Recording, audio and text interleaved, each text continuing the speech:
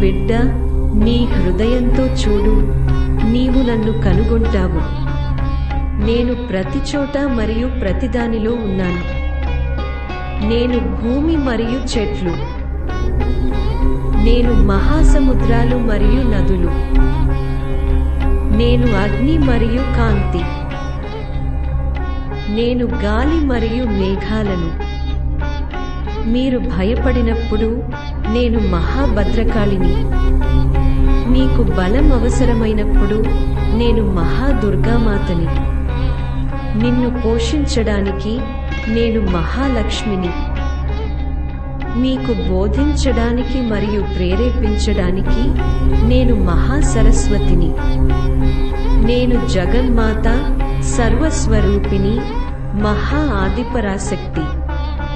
నేను ప్రకృతి